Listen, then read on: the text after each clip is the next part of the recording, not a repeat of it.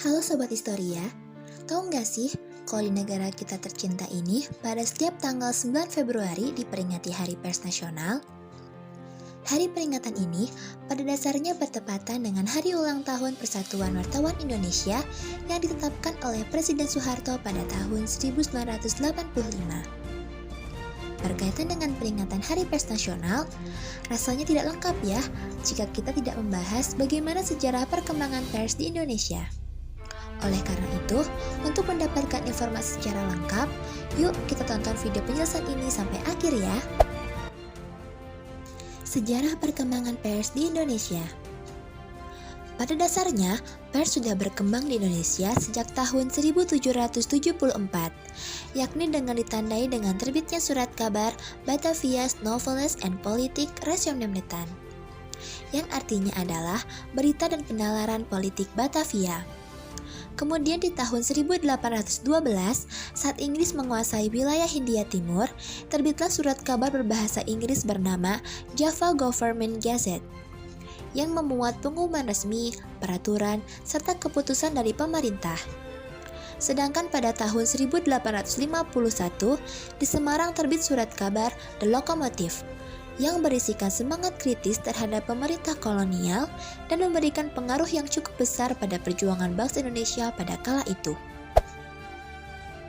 Setelah surat-surat kabar dengan berbahasa Belanda berkembang, maka mulai muncul surat kabar berbahasa Melayu dan Jawa meskipun para redakturnya masihlah orang-orang Belanda, seperti surat kabar Bintang Timur, Bromartani, Biang Lala, dan Berita Betawi.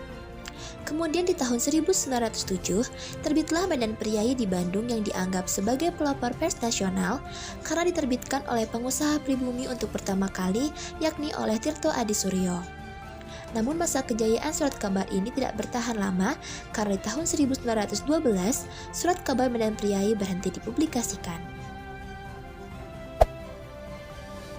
Memasuki masa pemerintahan Jepang, pers semakin sulit untuk bergerak dan pada akhirnya digunakan sebagai alat propaganda Jepang. Karena semua informasi yang dicantumkan harus disesuaikan dengan rencana dan tujuan dari tentara Jepang untuk menyukseskan usaha mereka dalam Perang Asia Timur Raya. Sesuai dengan Osamu Seirei atau Undang-Undang Pemerintah Nomor 16 yang dikeluarkan oleh pemerintah Jepang, maka hampir semua pers yang terbit pada zaman Belanda ditutup. Pemerintah militer Jepang di Jawa misalnya, kemudian hanya mengizinkan terbitnya beberapa surat kabar di kota-kota penting di Jawa seperti Asia Raya di Jakarta, Cahaya di Bandung, Sinar Baru di Semarang, Sinar Matahari di Yogyakarta, dan Suara Asia di Surabaya. Semua surat kabar itu dihimpun dalam Jawa Shimbunkai atau Gabungan Persurat Kabaran Jawa yang diawasi langsung oleh Sendenbu atau Barisan Propaganda Jepang. Kemudian di masa revolusi fisik, yaitu pada periode tahun 1945 sampai 1949, di masa ini peran pers memiliki andil yang lebih besar lagi dalam usaha perjuangan bangsa Indonesia. Di tahun 1946, atas kesadaran yang tinggi akan pentingnya peranan eksistensi pers sebagai alat perjuangan nasional, para tokoh-tokoh surat kabar, tokoh-tokoh pers nasional berkumpul di Yogyakarta untuk mengikrarkan berdirinya Serikat Penerbit Surat Kabar atau SPS. Pendirian SPS saat itu didasari pemikiran bahwa barisan penerbit pers nasional perlu segera ditata dan dikelola dalam segi idealan komersialnya, mengingat saat itu pers penjajah dan pers asing masih hidup dan tetap berusaha mempertahankan pengaruhnya. Namun sebenarnya, SPS ini telah lahir jauh sebelum tanggal 6 Juni 1946 atau lebih tepatnya 4 bulan sebelumnya bersamaan dengan lahirnya PWI di Surakarta pada tanggal 9 Februari 1946. Karena peristiwa itulah, orang mengibaratkan kelahiran PWI dan SPS sebagai kembar siam. Di balai pertemuan Sonosuko di Surakarta pada tanggal 11-10 Februari itu, wartawan di seluruh Indonesia berkumpul dan bertemu.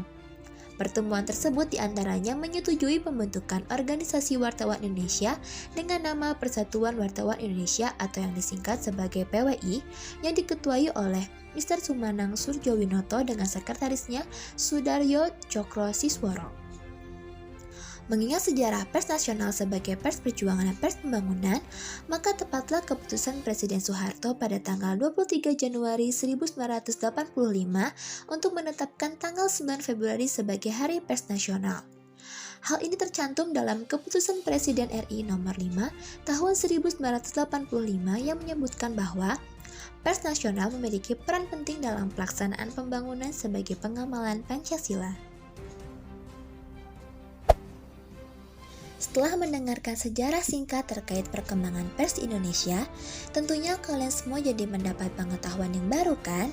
Sehingga kita semua bisa simpulkan bahwasanya penetapan tanggal 9 Februari sebagai Hari Pers Nasional ternyata memiliki sejarah yang sangat panjang dan penting untuk kita semua ketahui terkait bagaimana besarnya peran para tokoh-tokoh yang terlibat dalam perkembangan pers nasional sebagai salah satu media yang menyukseskan perjuangan bangsa Indonesia.